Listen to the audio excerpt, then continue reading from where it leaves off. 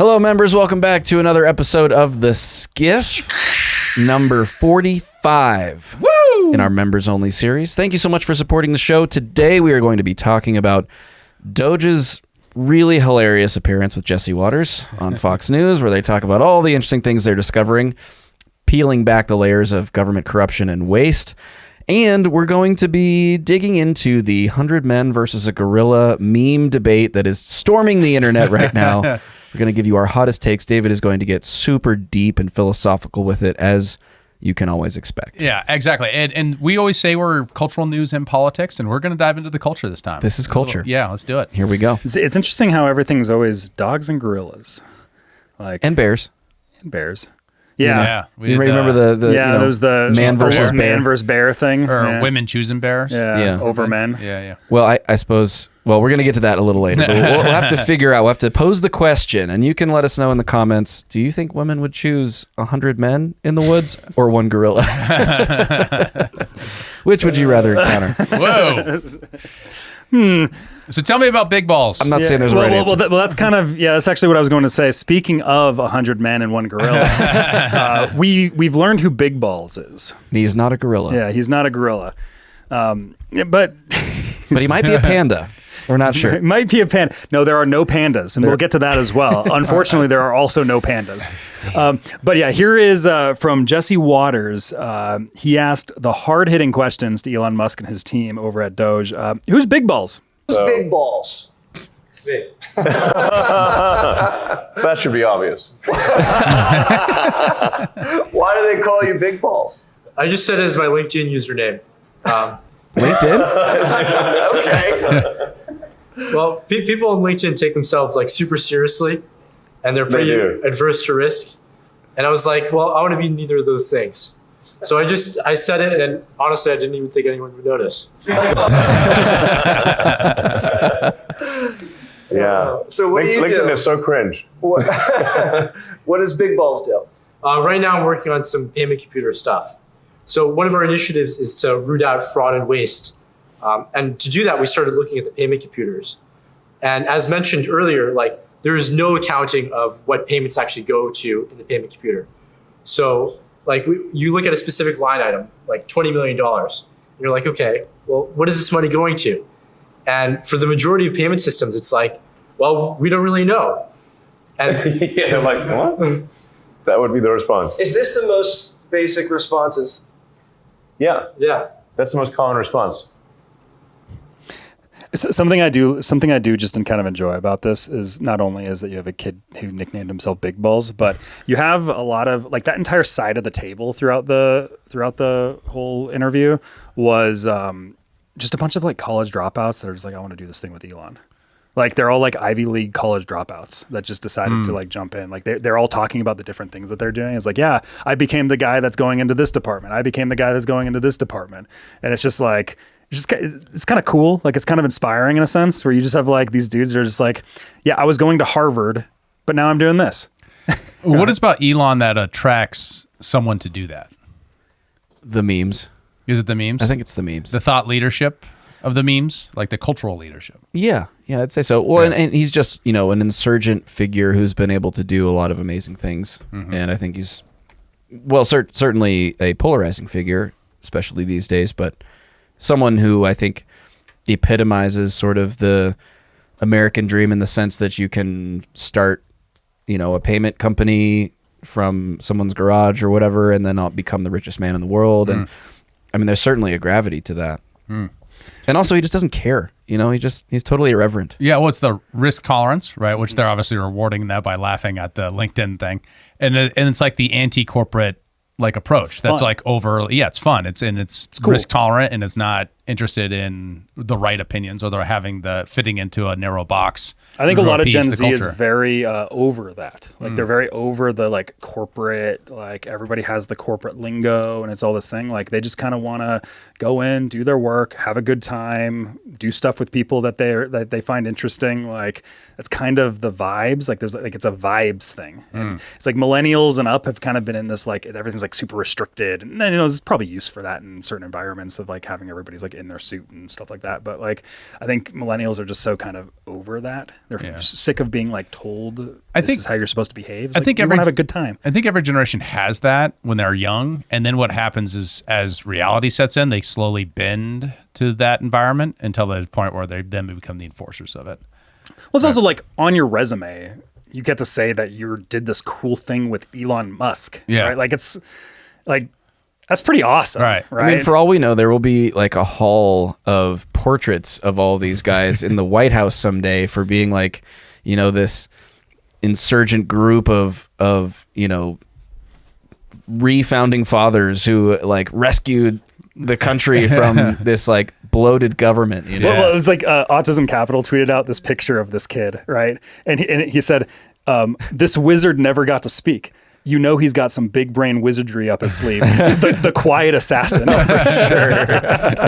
Right? Rumor has it he just beams the appropriate government cuts into your mind telepathically. He's ascended.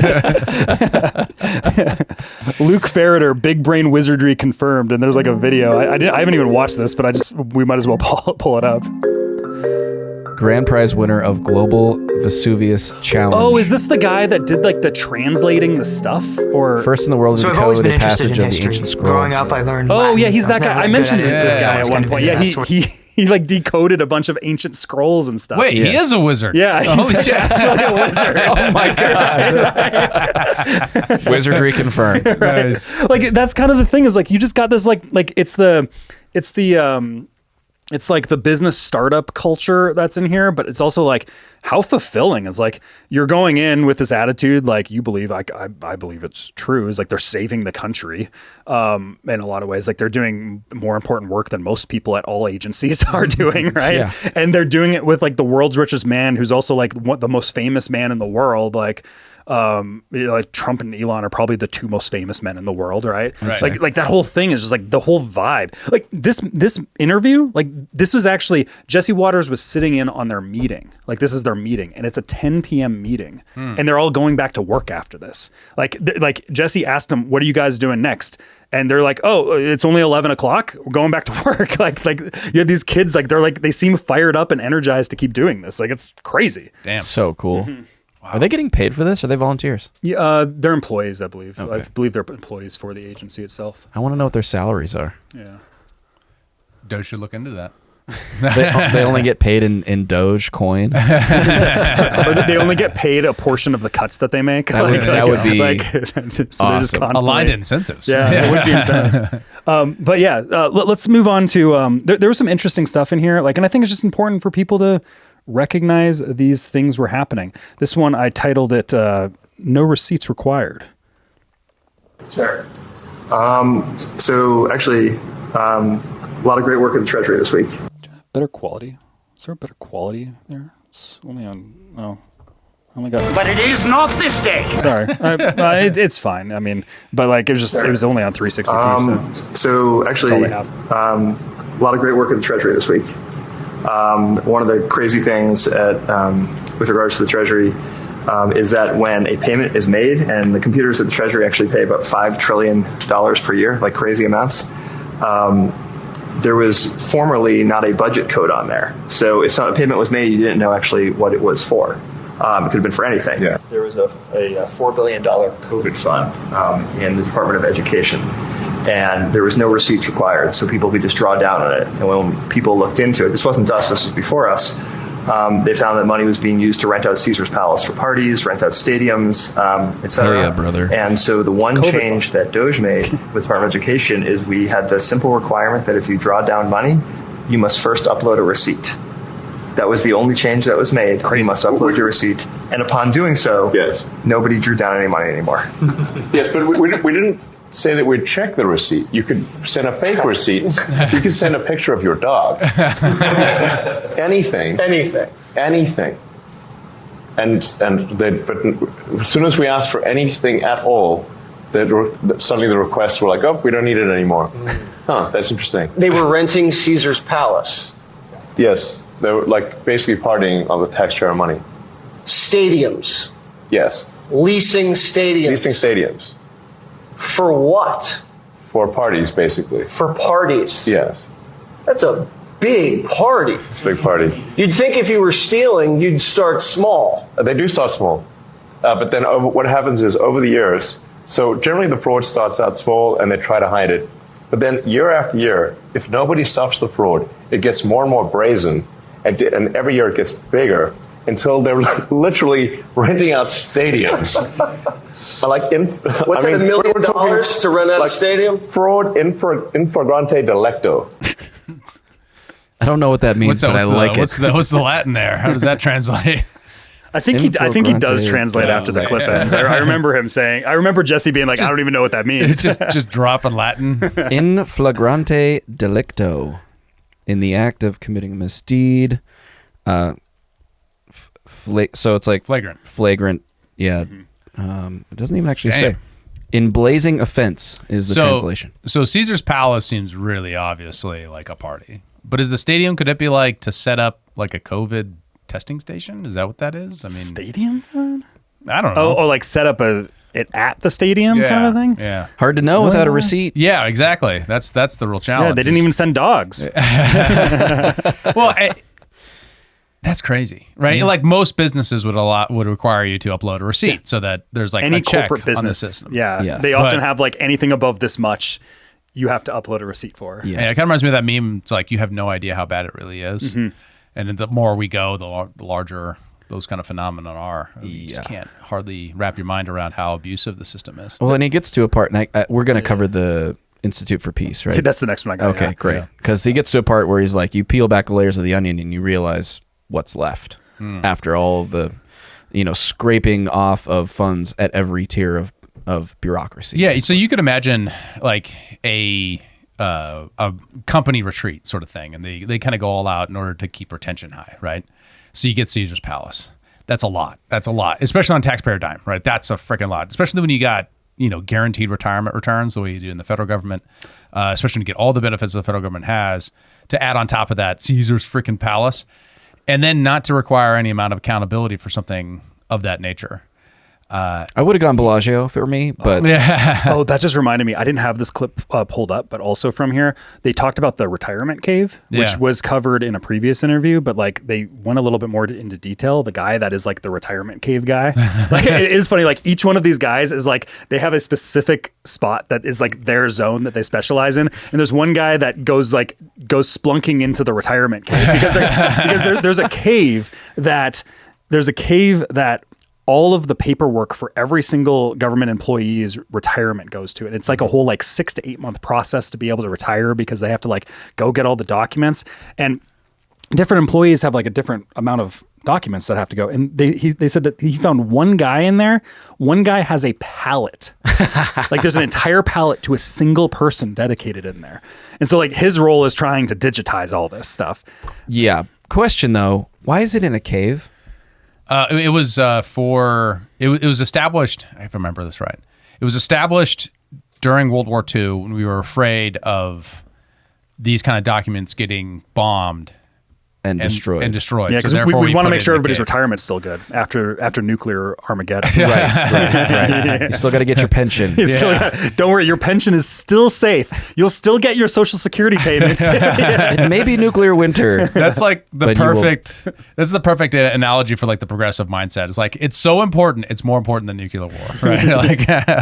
And that case is borne out time and time again in their thinking. There's actually another point that I want to make that's a bit separate from this, but because there's a lot of dialogue that's going on around Elon is stepping back from a lot of his responsibilities at Doge right now, and everybody's just like, oh, Doge is a failure because of that. Oh, there's this type of narrative that's going on. It's just oh, he's not going to continue the job. He's being ousted from his position and things like that.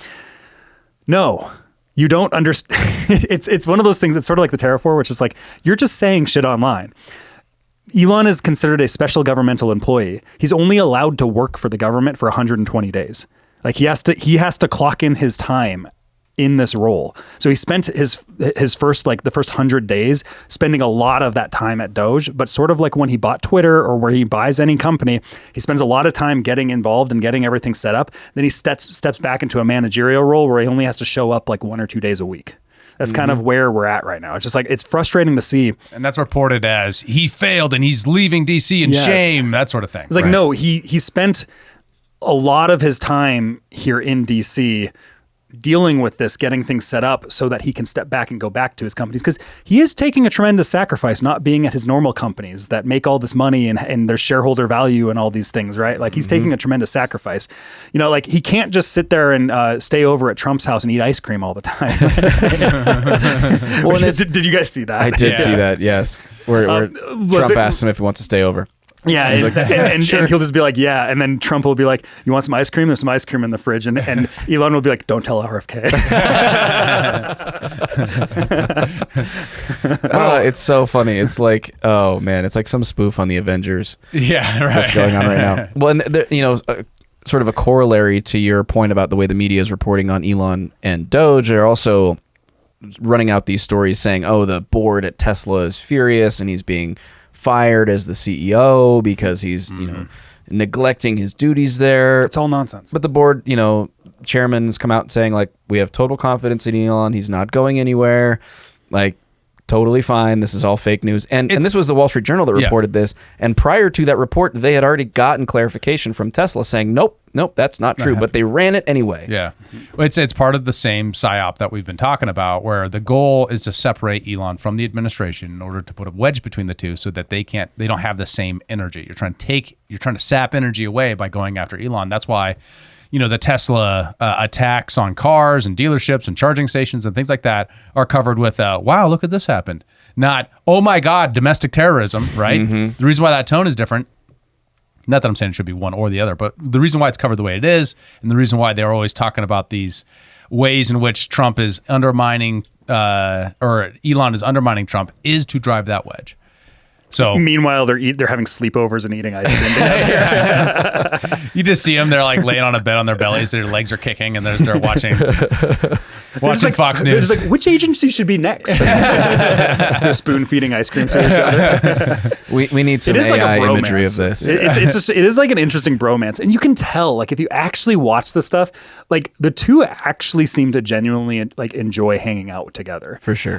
Like there's a funny clip from a cabinet meeting recently where Elon was reporting in, and he's wearing two hats on himself, being like, I'm a man that loves wearing two hats, and Trump's just like, I see you got all the hats on today. It's fun. Like they're having fun with the cabinet. Like the energy around the whole cabinet and around the whole White House actually seems like it's a quite enjoyable time. Yeah. Are there staffing conflicts? There's always going to be staffing conflicts in any work environment, right? Like it's always going to happen. An organization as large and important as, you know, the administration. Yeah, like not everybody's going to always get along, but like it seems to me, just from an outside perspective of having been paying attention to the administration as a whole, that the culture around it all seems stronger than most administrations. And it also seems far more transparent than I've seen in the past. Is it common for cabinet meetings to be broadcast? Not like this. Nope, not like this. Because not we're like seeing, this. I mean, I've seen a like couple weekly, now. like weekly cabinet meetings, comparing it to Biden is an easy one, right? But even if you compare it to Obama or Bush, the sheer amount of press access that Trump gives out is actually a lot. It's a lot more. I mean, he has a weekly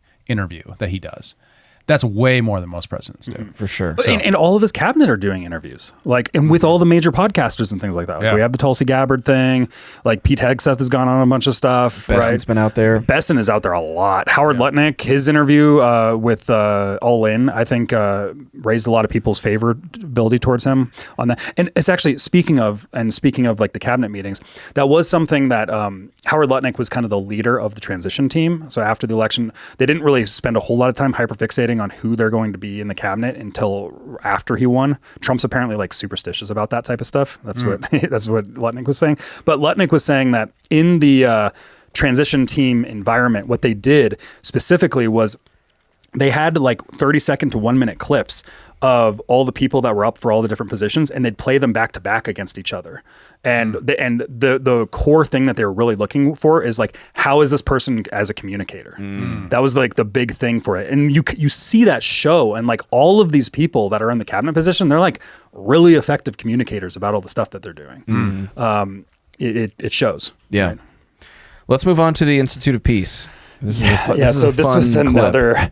The context kind of leading up to this is that they're asking about some of the transparency of these organizations, and one kid was saying that this was the most interesting thing that he's dove into, is because there's like 400 different agencies that they're looking at, That's how big this freaking government is. And there's one specifically that like nobody's ever really heard of called the Institute of Peace. A wasteful spend that we're finding. So the agencies are hiding money from you. They're sending it to the Taliban.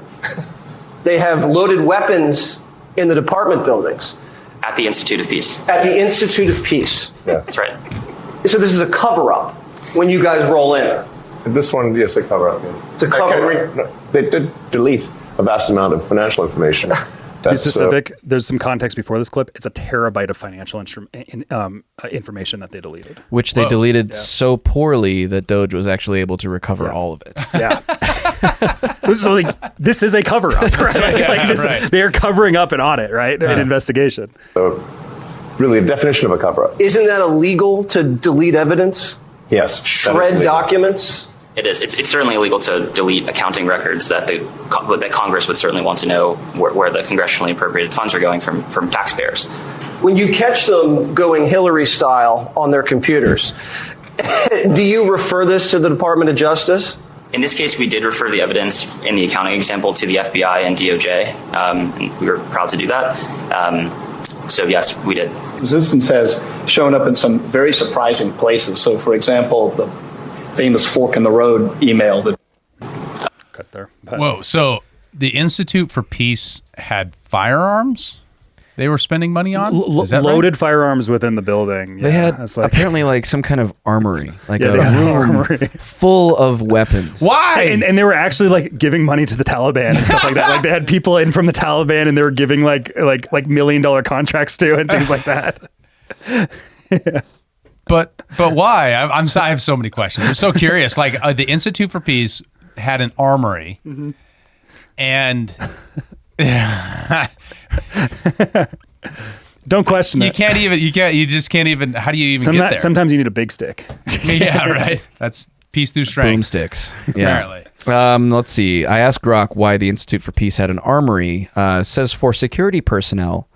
To store firearms, as claimed in posts on X. Though official sources do not confirm this, the Institute's purpose is conflict resolution, not weapons storage, making these claims controversial and unverified. Conflict resolution, David, that's why they have a firearm armory. Okay. So, but they did delete all of this data. Terabyte of specifically financial data. And they don't get into what that...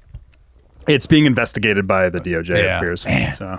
Got a lot to investigate. Yeah, they've had... Well, and that's the thing with so many of these things is like, yes, FBI needs this, DOJ needs this further investigations because there's just such blatant fraud that's happening. Well, and this is one of those things where you have like the Taliban involved in this, so you're just like, well, now there's even higher level implications. Is like, is this treason? You know, like is it beyond just fraud? We finally found out where all that Taliban money was coming from. The Institute of Peace. Yeah, you remember the Sean Ryan stuff from last year? Yeah, right. They're saying the Taliban's getting all these billions of dollars. Every like $20 million a month or something like that, or maybe even more frequently. And it was coming from the Institute of Peace. Yeah, well, apparently their whole purpose is it's a federally funded organization dedicated to preventing, mitigating, and resolving violent conflicts globally. Not sure what sending money to terrorist organizations has to do with that. And I mean, the Taliban is a complicated question, but it is strange just to cut them checks without like any accounting to policy. Right? Like it should tier into the Secretary of State and Defense's policy for the area. It shouldn't be happen without that. Otherwise, it's just a rogue action. That's exactly the thing is what we're seeing here is there's one major bank account that is the entire treasury, and people are just drawing down money that's kind of within budget that they're allocated. Yeah. And there's not like reasons for it, and people are just drawing down the money. That's crazy. Like that's kind of where we're at. Just insane. And also all these computer systems aren't talking to each other, which adds like this another layer of just lack of accountability. Nonsense. Yeah. Right. If the Secretary of Defense does not know what the Institute of Peace is doing because they aren't communicating, then how do you have a coherent foreign policy that isn't working against the same? So that we keep finding that over and over and over again whenever you look at the history, even to look at current contemporary politics, is where the Pentagon is fighting the CIA forces in Syria. You know what I mean? Where there's no coherence to the overall policy because you have lack of accountability and lack of like a tiered mission to tier to things. Well, it's also just like even if Doge wasn't cutting anything and just the primary goal of Doge was to just get the American systems out of the 1960s Yeah. and like modernize them, that in itself would be a major victory. Right. Just as a whole, because all of a sudden, all these resources that we're putting towards just inefficient things would be cleaned up. That in itself would be just a major, and just like from a national security purpose, and like, like there's just all this stuff that's just like, we're still like, it's like we're still running on floppy disks in places and things like that. Oh, you remember like, that? Remember when the COVID thing was happening? It was, and the CDC was like, oh, if you have, information on COVID, fax it to us. And there was like, what? Like, what are you talking about? Who has a fax anymore? You have to fax it or physically deliver it on like a disk. Not a USB drive. None of that. You can't send a link to Dropbox. Could send a telegram as well. Not the app either. Yeah. Well, So that's a Russian app. So we know that, and we knew this, and every administration prior to this has said we're going to modernize the government systems. It's just that they're actually doing it, and of course, when they actually do it, everyone freaks out. Yeah, that's when you start bombing Cybertrucks. Yeah. So, you go ahead. should we move on to pandas? Well, I was just going to say there is. Oh yeah, pandas. I was thinking gorillas. That's next. Yeah. So this final thing is about pandas. It's more of an analogy, but Possible that no one got a sex change in Guatemala. I overheard a contractor. yeah, that was a comment. I kind of wish they had that earlier in the clip. He's saying like, there's no actual evidence that this was one of the clips I cut out. It's like people are. It's like 5 to 10 cents on the dollar going to most of the things that things are going to, actually, because everything's just like, it's like sort of like charities. When people look at charities, they see like how many of the dollars are like, how much percentage of each dollar is actually going to things. And it's like 5 to 15% of everything is actually going to the things that they're supposed to be going to, because of all the managerial fees and stuff like that. Whoa. So Elon's joke leading into this clip right here is saying it's possible that there was actually no sex changes in Guatemala. Because it's just that inefficient. Even though there was $20 million sent to Guatemala for transgender surgery, it's possible that subcontractor after subcontractor siphoned off all the money to the point where there was none left. Yeah. For the actual Wow. work. Yeah. Wow. What a scam. So now going into the pandas. Possible that no one got a sex change in Guatemala. I overheard a contractor tell one of her colleagues to falsify billable hours by creating a PowerPoint to mask a delay in the onboarding process in front of me. And this is like hour zero at this agency. And so, I mean, this is just a common theme that you take a look at these contracts, you take a look at these grants, and it's veiled in noble rhetoric. It's at the top level. It sounds good. Yeah, it sounds amazing. And then you actually just follow what are the funds actually doing? Or send us a picture. Exactly.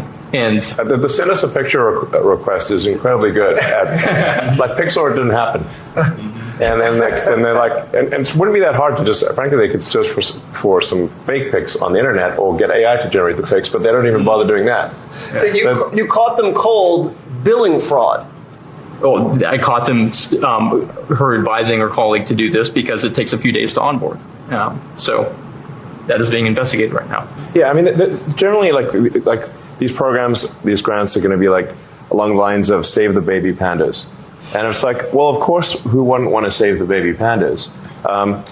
And in some cases, they've got a show panda, which they will trot out for special occasions. In a lot of cases, they don't even have a show panda.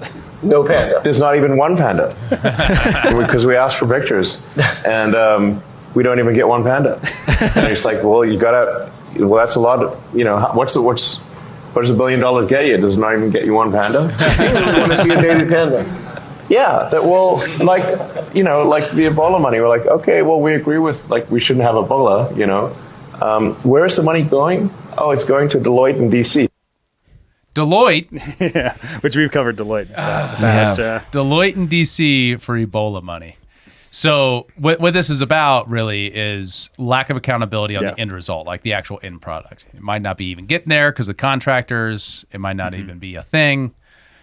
Send pics or it didn't happen. There's not even one panda, which is it's a great analogy. Like it's just like you could give us at least just like a show panda, which is like would be an AI generated image or something like that. Like you could at least try to fake it. It's like but they're not even doing that. Minimum possible effort to just continue the ruse. But I think at this point maybe they're just like, all right, jig's up. I'm not even gonna entertain this. They're onto us. They know there are no pandas. Just pack up your office. Yeah. So does this kind of give credence to some some good evidence of the skepticism that people ought to have towards their government. I think so. Like, right, if it doesn't have that impact, we've really fallen short as a social order to take any lesson out of something important that's happening. Well, the sad part is that Elon in particular and Doge generally has been so politicized. There's a whole half of the country that's going to just, not even pay attention to this stuff because they hate Elon. Exactly. They're going to say, but you're cutting the panda fund, right? And like, they're not going to go any deeper than if any pandas were They're not actually going to know the pandas Elon's aren't even real. Elon's like, but there's no pandas. There's not one panda. And that's the thing too, is like government could be effective at doing things if the people in government wanted to put in the work to make it effective at doing things. But the problem is there's no like incentive in place for that to be the case. Right. Well, it's the 5 ways to spend money. Ultimately, they're spending other people's money on other people. So there's no incentive to care about whether or not it has an equality, achieves its end goals, and is economized to be the most efficient pathway possible. Every disincentive is to not do it. That is one of the reasons, amongst many of the more consequentialist reasons, why libertarians are basing their ideas around we should only have government do absolutely what it necessarily needs to do. Because even these other goals, you might set it right with Doge, right? It's fantasy world where they get through all the budget, they cut $1 trillion, they do all the great things, maybe $2 trillion, etc. Mm-hmm. We're still in a position where if they're doing things that someone else could do, it's probably going to, in the long run, be done like this. Mm-hmm. Because there's no incentive to go do anything else, and people will tend to follow the incentive over time. Mm-hmm. So that's why those firm ideas that say absolutely none is the best idea, because it does not lean into the underlying human incentive for humans to just go with the incentive and spend other people's money as inefficiently as possible on the things that they don't care about. Well, and that's the thing too, is the government by law monopolizes this or that industry essentially.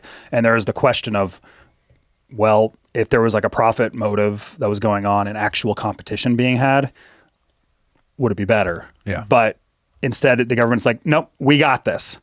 And there's nobody and people can't compete with them. Yeah. Because it's the government. So like they have a complete control over that very specific thing. Like it would be, Social Security would be like retirement funds, right? Right. So like because everybody's doing that, people will then they're disincentivized to maybe put in all the effort towards like say a 401k or something like that, or like quality investments that would actually be used for retirement, because they're getting money siphoned from them for a very ineffective retirement fund, which is the Social Security. So like it creates all these malinvestments everywhere. And then there's other things that you could just say like this could be just something that the government is just totally out of. Like say like the libertarian perspective would be, if we just operated in a world of like private security where you actually had competing security forces and the government wasn't monopolizing the security, would it be better? And I think one of the questions is we could just look at is like all the places that the government kind of has public domain over, they tend to be the worst places. So it's like the monopoly does not seem to be working effectively, right?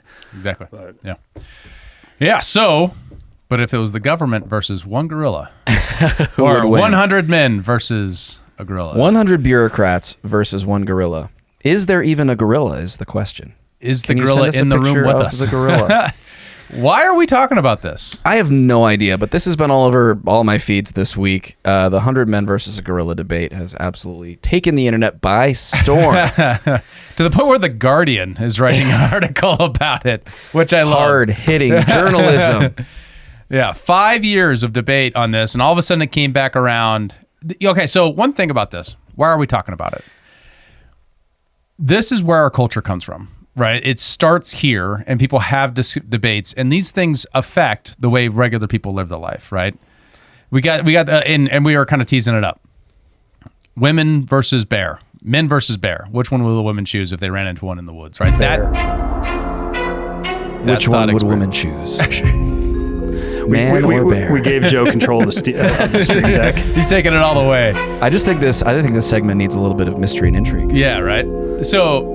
The end result of this is unpredictable, but engaging here, this is where the fun's at, right? We're going to have a good time with it. That's right. So where does this come from, Kyle? It's 5 years old. It originally comes from Reddit. Am I hearing that right? I don't know. I haven't. Go down. All I've seen is people. It does. Yeah, all I've seen is people making like AI videos of men getting beat up by gorillas. Like that's all I've seen of this. And then you got paywalled. Yep. So it comes from a subreddit called Who Would Win.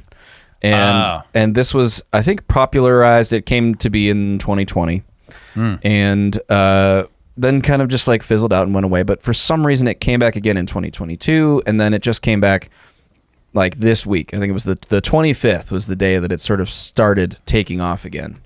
And I don't really understand why do things like this just hit a chord and take off. Well, I think it has something to do with underlying human nature and our contention outside of nature as humans that are largely isolated from it, right? Like people, my reaction to this is very different, right? Maybe than people who are in a more urban environment, right? I've seen a moose up close, right? They're very large. I've seen gorilla up close in like a zoo, but in the wild, it's a very different feel. Yeah. Yeah. And so like people's contention with that, I think, and the debates around it draw interest because it's not fucking politics, right? It's like, you're not talking about it's a humorous Israel, reprieve. Palestine. Yeah. It's like, but it is touching on questions of who are we? What are we capable of? What does it mean to be man? There's always those polls that come out and they always circulate on Twitter every now and then. You see them like every few months. It always shows up. It's like, it'll be like 20% of men think that they could, that they'd win a fight against a bear or something like that, right? Yeah. Yep, totally. Yeah, and you've seen the memes, right? It's like, pull guard, bring it into your guard, throw it in, bear into a triangle or something like that. Yeah. And then actually you died then the first step one, that sort of thing. Yeah. So, and of course, this is another big one. This is John Donaher's like shtick is talking about different animals and which animal would win, like a tiger versus bear. Right. Bear versus shark in 6 feet of water. Yeah, exactly. All those Polar debates. bear versus shark. Yeah. Age-old debate. Yeah. Who do you think would win? In which one? Polar bear versus a shark, 6 feet of water. Ooh, that's a tough one. Probably polar bear. Team bear. What do you think, Kyle? Polar bear or shark, 6 feet of water? In 6 feet of water? No, wait, shark.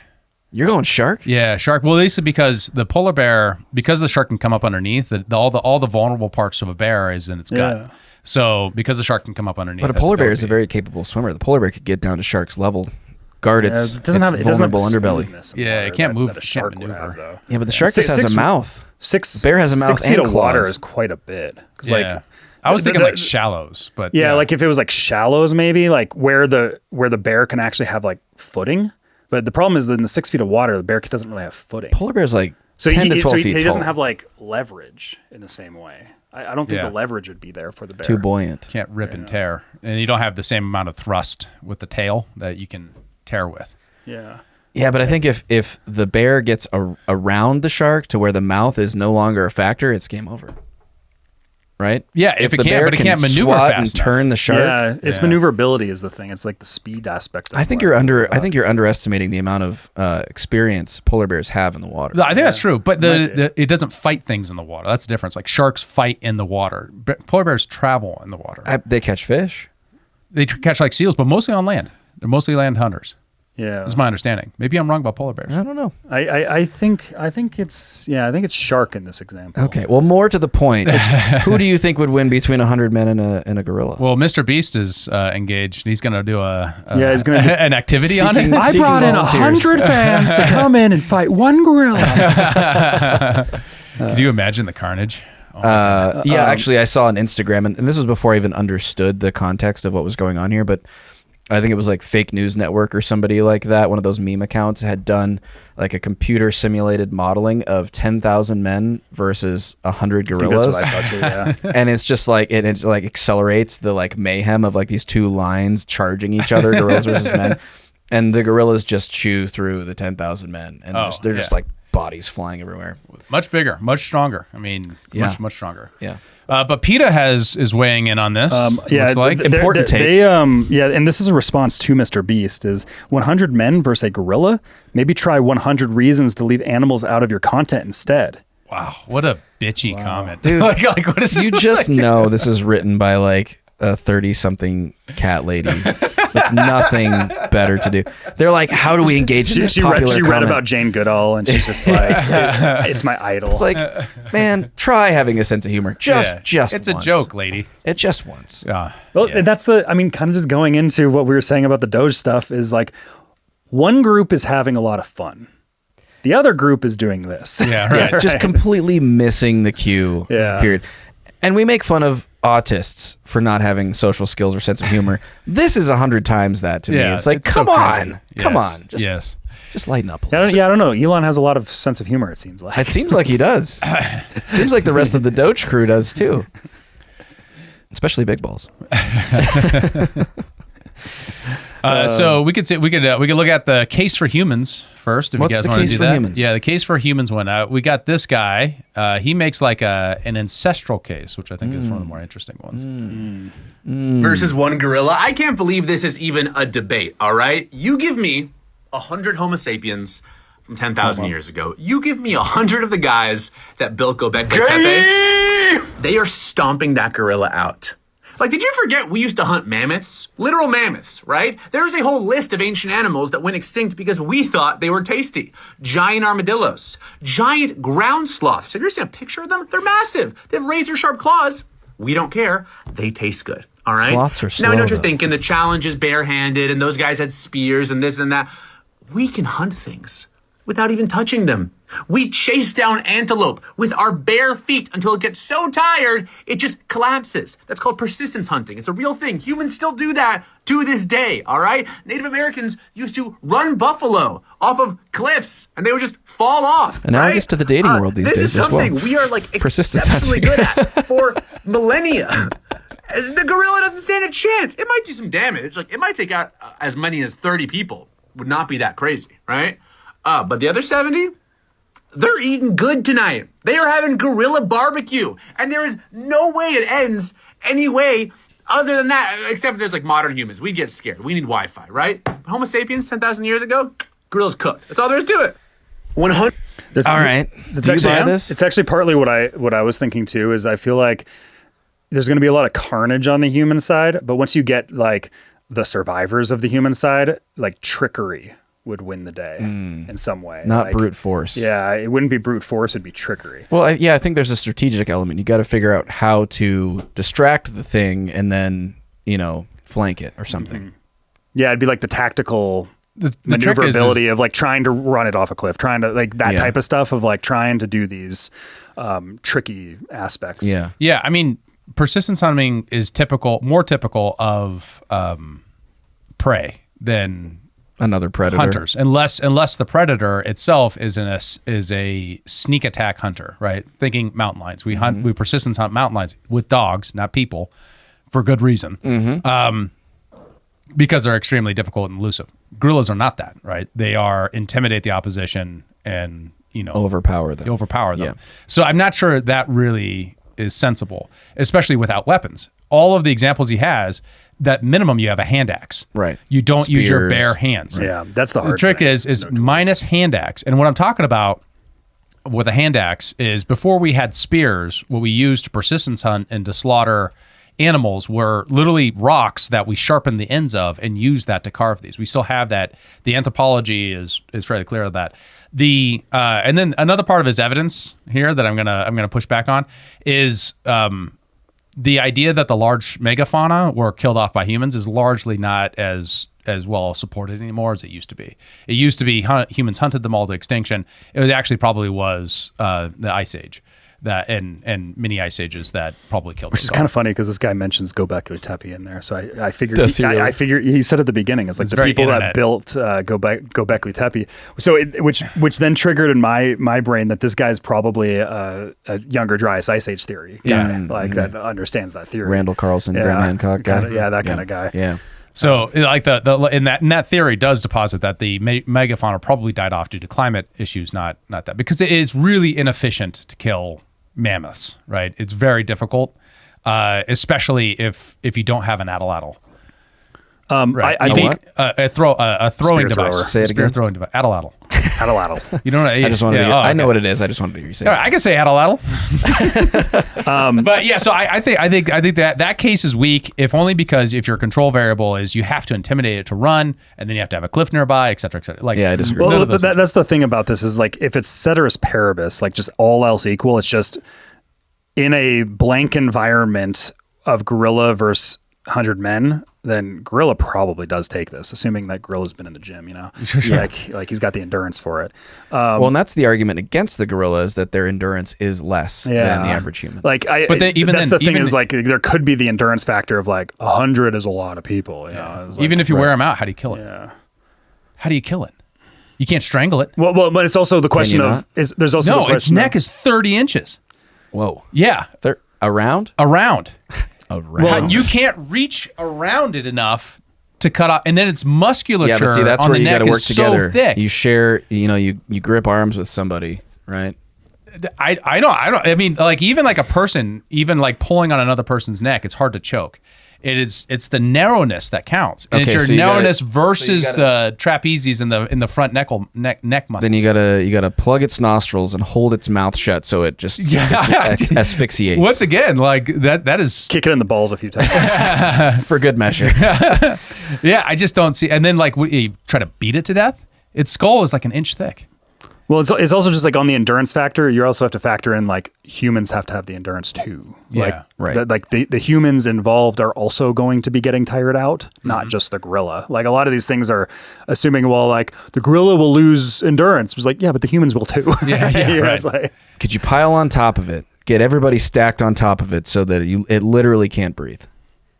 I don't Human even think, tower. Not without it moving, right? Like, Well, like you got to tucker it out and then, yeah, but subdue. The trick with tuckering something out is they have to completely give up, and that's especially of a dominant species like that. As big as it is. So you're team gorilla then. Oh yeah. He's super yeah. team gorilla. I think You? I'm team gorilla. I think I'd like probably I think depending on the environment, like there's environmental factors where I think humans could take it, but I think the odds are gorilla take it. And I think we have to assume that these are modern men, not Homo sapiens. Yeah, avocado toast and stuff. Yeah, Yeah. We're talking, Avocado. and we have to divide down, ideological lines. So they're probably like 51% conservative, 49% liberal. So there's probably some really skinny dudes in there. A couple dudes that are hitting the gym regularly. We're not talking about like equal humans across the board here. Exercise is right coded. Yeah. There's going to be some All right. tall ones, some short ones. Some I got fat an ones. example of that. So Gordon Ryan is the #1 no-gi jiu-jitsu grappling, person in the world, right? He's the GOAT. He was asked how many Gordons to defeat one silverback. So now we're going to say We need how a deep many analysis. Yeah, and then you click on the next thing here. Actually has his analysis. I don't here. understand how Instagram works. Yeah, I'm sitting here, I was like, oh, Whoa. this is Instagram? Weird. All right. The first dozen Gordon Ryans were prepared to sacrifice their lives.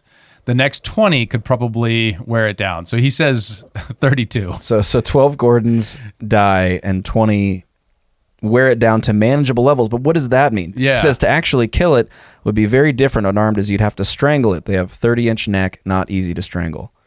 What about beating it to death? It's actually, that's the lower range. The upper range of a silverback gorilla's neck is 40 inches diameter. Circumference. Yeah, he also says you're unarmed, so you have to kick it and elbow it. Highly unlikely you'd be able to generate sufficient force to do any serious damage to its skull.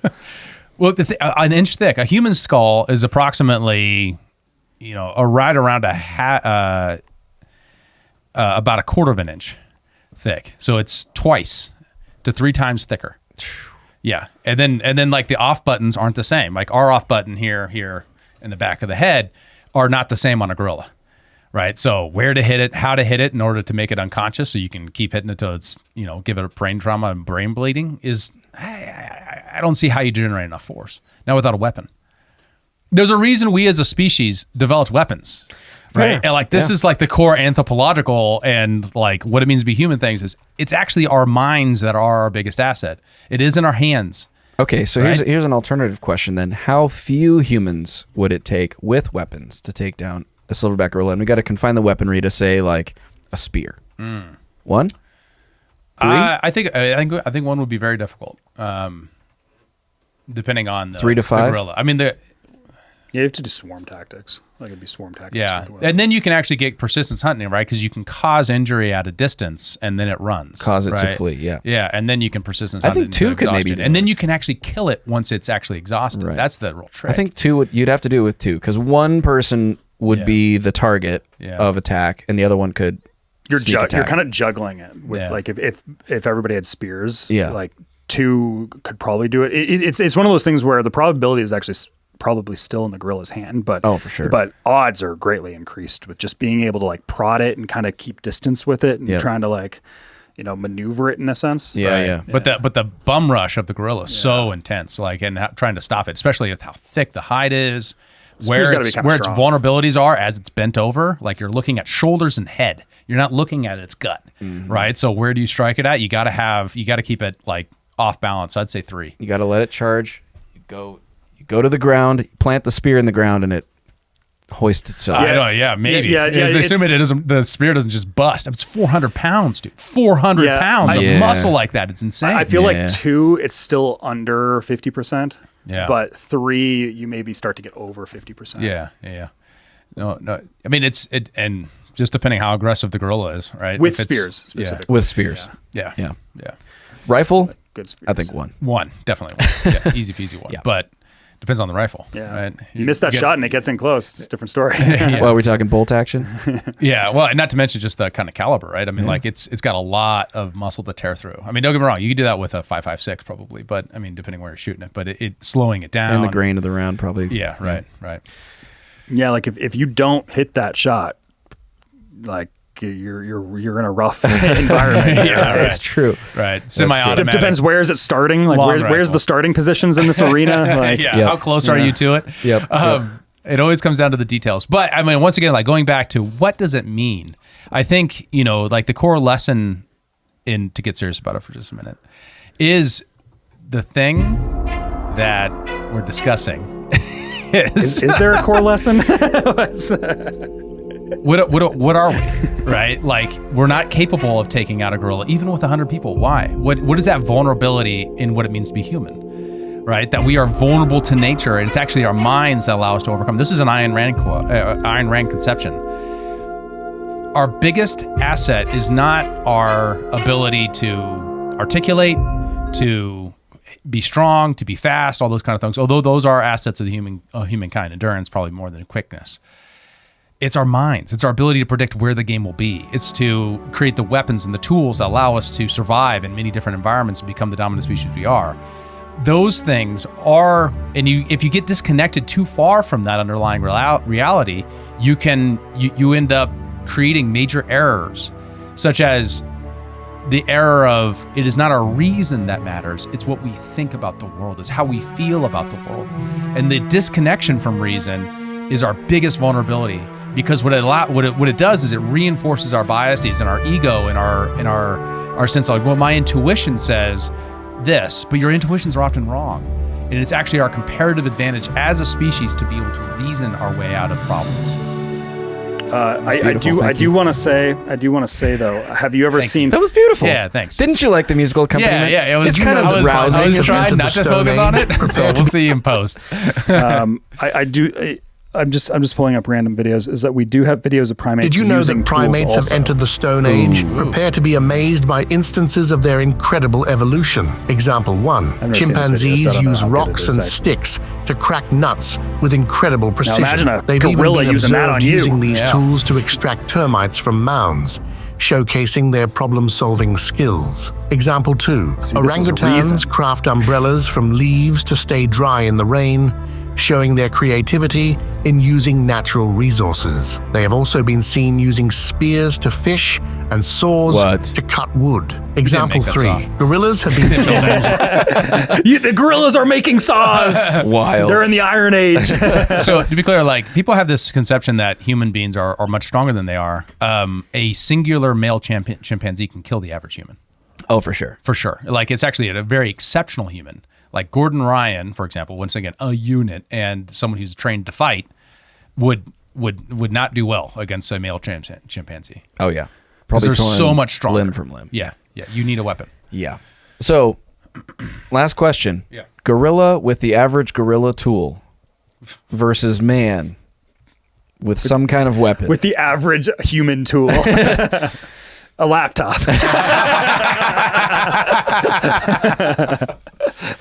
A cell phone. So, human with a smartphone or Gorilla with a with a log.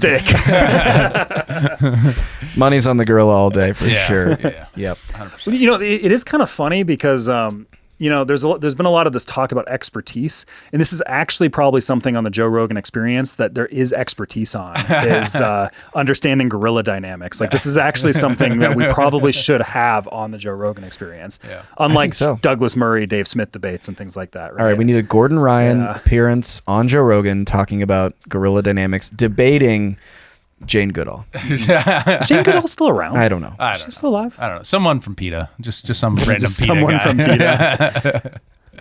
Well, you see the animals, save them.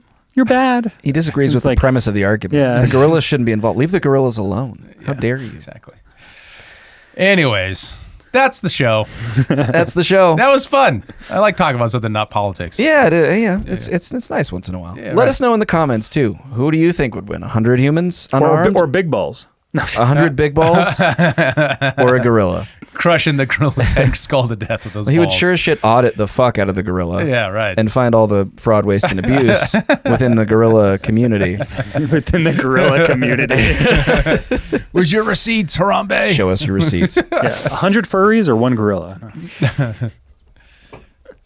I think the whole premise is, would they even end up fighting? Or would something else happen? They'd be doing the other thing. We'll leave that for your imaginations. We're going to sign off. Members, thank you for supporting the show. We appreciate you very much. If you know anybody who wants to become a member, or if you want to become a member once this show becomes public, go to humanreactionpod.com to find out how. We would love to have you. Join the Discord. Links in the description below. For David Rand, Kyle Mack, I'm Joe Sheehan. We'll see you in the next one. Peace.